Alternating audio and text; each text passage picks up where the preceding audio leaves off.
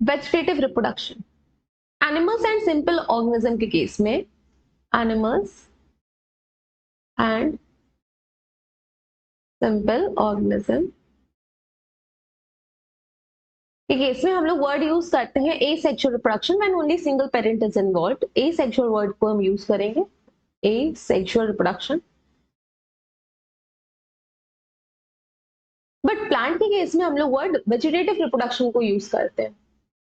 अब vegetative part कौन से होते हैं प्लांट में फ्लावर को छोड़ के, फ्लावर आपका रिप्रोडक्टिव ऑर्गन है जो कि सेक्सुअल रिप्रोडक्शन में रोल प्ले करता है, उसमें male and female gamete produce होते हैं। तो फ्लावर को छोड़ के रेस्ट अदर पार्ट्स आपके वेजिटेटिव पार्ट्स होते हैं। Other parts like stem, leaf, root. अगर प्लांट इन सब पार्ट्स के थ्रू रिप्रोड्यूस कर रहा है तो उस टाइप के रिप्रोडक्शन को हम क्या बोलेंगे, वेजिटेटिव रिप्रोडक्शन। प्लांट्स आपका रूट के थ्रू रिप्रोड्यूस कर सकता है, रूट्स में एडवेंटिशियस बर्ड्स प्रेजेंट होती हैं, उनके थ्रू रिप्रोड्यूस कर सकता है। अंडरग्राउंड स्टेम से रिप्रोड्यूस कर सकता है। क्रीपिंग स्टेम जो आपका अलोंग द ग्राउंड ग्रो कर रही होती है, हॉरिजॉन्टली ग्रो कर रही होती है, तो उनको क्रीपिंग स्टेम बोलते हैं, उनके थ्रू रिप्रोड्यूस कर सकते हैं। एरियल शूट जो आपका अबव द ग्राउंड पार्ट है, उसके थ्रू आपका शूट से रिप्रोड्यूस कर रहे हैं प्लांट। लीव्स में भी आपके बर्ड लाइक स्ट्रक्चर प्रेजेंट होते हैं कुछ प्लांट के, उसके थ्रू रिप्रोड्यूस करते हैं। बल्बस आपके राउंड स्ट्रक्चर्स होते हैं, रिप्रोडक्टिव स्ट्रक्चर, उनके थ्रू आपका कुछ प्लांट रिप्रोड्यूस करते हैं। तो वन बाय वन हम इस सबको डिटेल में डिस्कस करेंगे। So first one is vegetative reproduction through roots. Roots के थ्रू आपका वेजिटेटिव रिप्रोडक्शन कैसे होता है। तो कुछ प्लांट्स के रूट में एडवेंटिशियस बड्स प्रेजेंट होते हैं। Now what are adventitious bud? Adventitious bud क्या है? प्लांट में कहीं पे भी अगर बड लगी हुई है एक्सेप्ट लीफ एक्सेल, लीफ के एक्सेल पे, जहां पे लीफ एंगल बना रही है यहाँ पे, या फिर शूट के एपेक्स पे, टिप पे, या फिर किसी भी स्टेम के टर्मिनल पे, अगर स्टेम के टर्मिनल पे, इन तीन जगह के अलावा कहीं भी बड प्रेजेंट है, उस बड को हम लोग एडवेंटिशियस बड बोलते हैं। एनीवेयर एडवेंटिशियस, आउटग्रोथ होती है छोटी सी, तो उस बड को हम लोग क्या बोलेंगे, adventitious bud.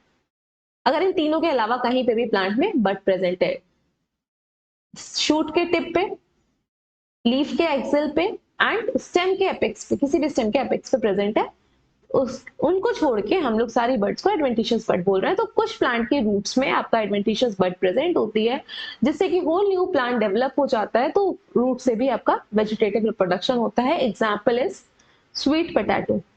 Sweet potato is a root but potato is the underground stem। तो ये कंफ्यूज मत होइएगा, स्वीट पोटैटो आपका अंडरग्राउंड रूट है, पोटैटो आपका अंडरग्राउंड स्टेम है। गुआवा में भी आपका रूट के थ्रू रिप्रोडक्शन हो सकता है एडवेंटिशियस बड के थ्रू। तो next example is guava. Now the next is vegetative reproduction from underground stem. अब आप कैसे आइडेंटिफाई करोगे whether underground part is a root? अगर कोई भी प्लांट का अंडरग्राउंड पार्ट है तो वो रूट है या फिर स्टेम।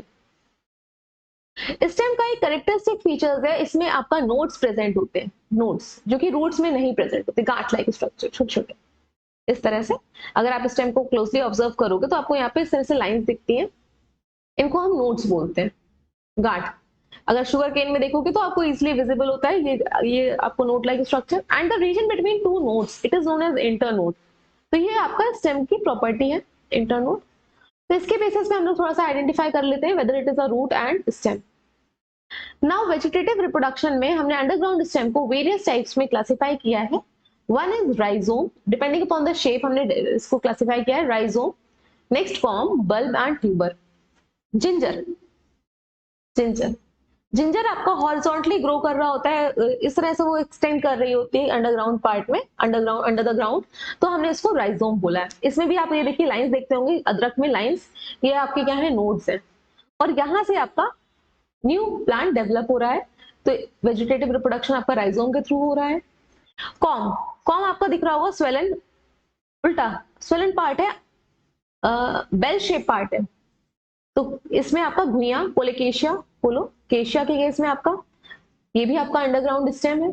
अगर आप अनियन को देखेंगे तो अनियन में आपका बल्ब लाइक स्ट्रक्चर फॉर्म हो रहा है और अनियन का जो इस तरह से व्हाइट पार्ट होता है, ये पार्ट, यहाँ पे रिंग्स प्रेजेंट होती है। अगर आप पास से देखिए, ये भी आपकी नोड्स हैं। इन रिंग से ही तो आपकी ये सारी अनियंस की लीव लगी होती है सेंटर पे वाली, फिर उसके कवर करने वाली लीव, फिर उसको कवर करने वाली लीव और लास्ट में आउटर मोस्ट, इस तरह से बल्ब लाइक स्ट्रक्चर फॉर्म होता है। तो ये आपका अनियन भी अंडरग्राउंड स्टेम है। एंड आलू का जो स्ट्रक्चर है, आलू लाइक, ट्यूबर लाइक, उसको ट्यूबर ही बोलते हैं। तो उसमें आपको आइस प्रेजेंट होती है, आइस इस तरह से। तो ये आइस भी आपके नोड्स हैं। इन नोड से भी आपका होल न्यू प्लांट ग्रो कर सकता है। तो ये आपके 4 टाइप्स हो गए vegetative reproduction from underground stem के। One is rhizome in case of ginger, another one is corm in case of colocasia, घुइयां। नेक्स्ट है ओनियन। अनियन भी आपका अंडरग्राउंड स्टेम है, नोड्स प्रेजेंट है। व्हाइट पार्ट पे आप देखोगे राउंड राउंड रिंग्स प्रेजेंट होती हैं। ट्यूबर आपका आलू, इसमें भी नोड प्रेजेंट है, आई प्रेजेंट है, आई लाइक स्ट्रक्चर।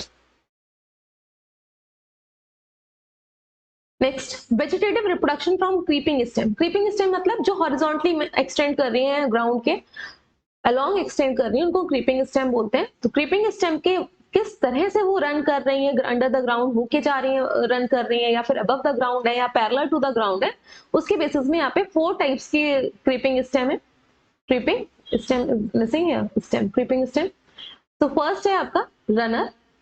रनर कैसे होते हैं, आपके बिल्कुल ग्राउंड के बिल्कुल पैरेलली रन कर रहे हैं। ग्राउंड है जहां से रूट है, बिल्कुल पैरेलली है, हर तरफ से वो टच कर रहे हैं ग्राउंड को, ये आपके रनर है। नेक्स्ट है stolen.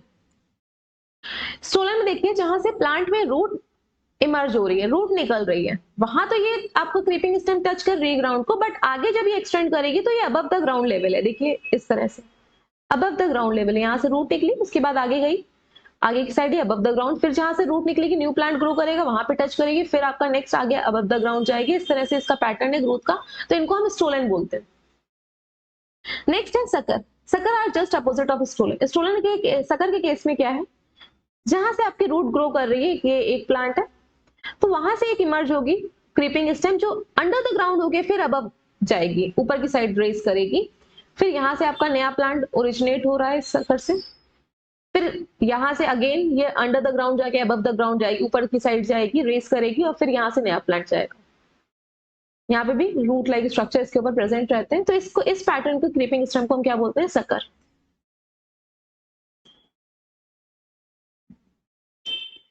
Last offset.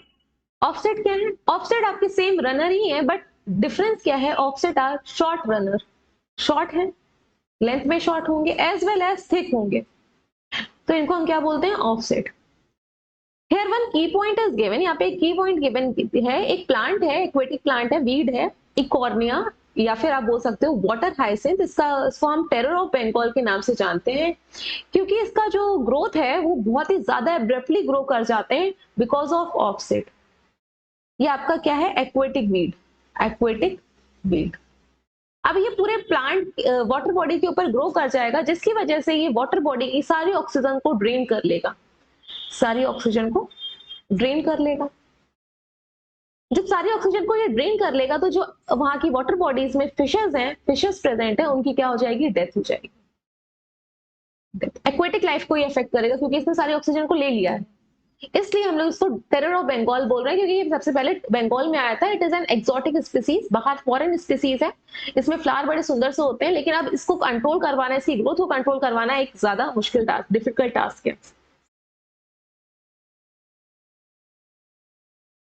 Vegetative reproduction from leaves and bulbils. Leaf के थ्रू आपका वेजिटेटिव रिप्रोडक्शन, एग्जांपल यहाँ पे दिया गया है ब्रायोफाइलम का।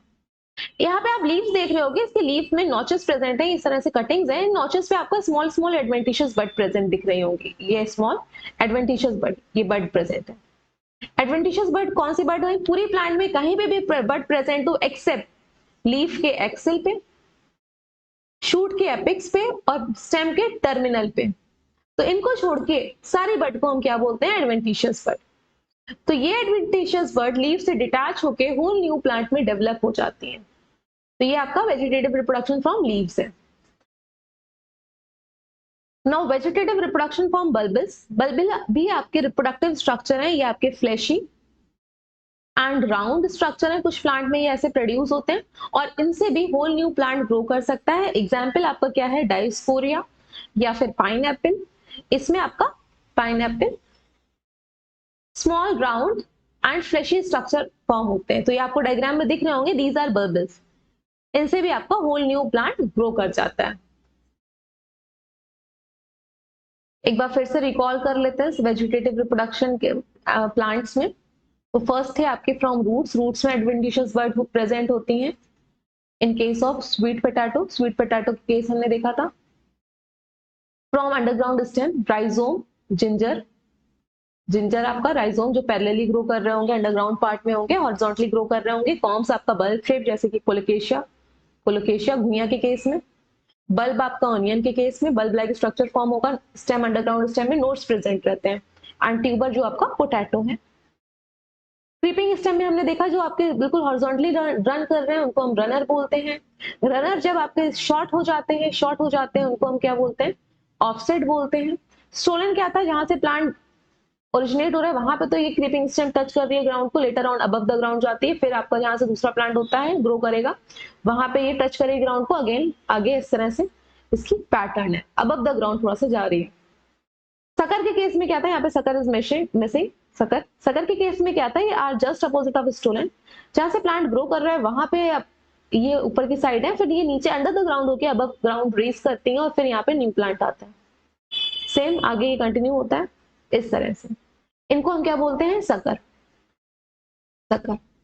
इसमें हमने एक ऑफसेट का एक एग्जाम्पल पढ़ा था, वाटर हाइसिंथ, जिसको आप टेरर ऑफ बंगाल भी बोलते हैं। टेरर ऑफ बंगाल क्यों बोलते हैं? क्योंकि ये एक्सोटिक स्पीसीज है, बंगाल में लाया गया था और बंगाल की वाटर बॉडीज में ये अपनी फ्लावर्स इसके जो है बड़े ब्यूटीफुल थे, इसके लिए वो ग्रो करवाया जा रहा था। बट अब ये इतनी ज्यादा तेजी से वेजिटेटिवली रिप्रोड्यूस हो रहा था कि इसको कंट्रोल कर पाना मुश्किल था और ये प्लांट वाटर बॉडीज की सारी ऑक्सीजन को ड्रेन कर ले रहा था, सारी ऑक्सीजन को ड्रेन कर रहा था वाटर हाइसिंथ, जिसकी वजह से एक्वेटिक लाइफ की डेथ होती चली जा रही थी, फिशेस की डेथ होती चली जा रही थी, फिशेस की डेथ हो रही थी। इसलिए हम इसको क्या बोलते थे? Terror of Bengal. Aerial shoot से भी आपका एरियल शूट जो आपका अबव द ग्राउंड पार्ट है, तो स्टेम कटिंग कर देंगे तो उसके थ्रू आपका, जैसे रोज में हम स्टेम कट कर देते हैं तो अबव द ग्राउंड वाला पार्ट है, तो उसके थ्रू आप नया प्लांट लगा सकते हैं। लीव्स में आपका एग्जाम्पल था ब्रायोफाइलम, ब्रायोफाइलम उसके थ्रू रिप्रोडक्शन था। एंड बल्बस आपको स्मॉल राउंड स्ट्रक्चर था, like in case of pineapple dioscorea, तो वहां पे small round fleshy reproductive structure form होते हैं जो कि आपको होल न्यू ऑर्गेनिज्म में, होल न्यू प्लांट में ग्रो डेवलप होते हैं।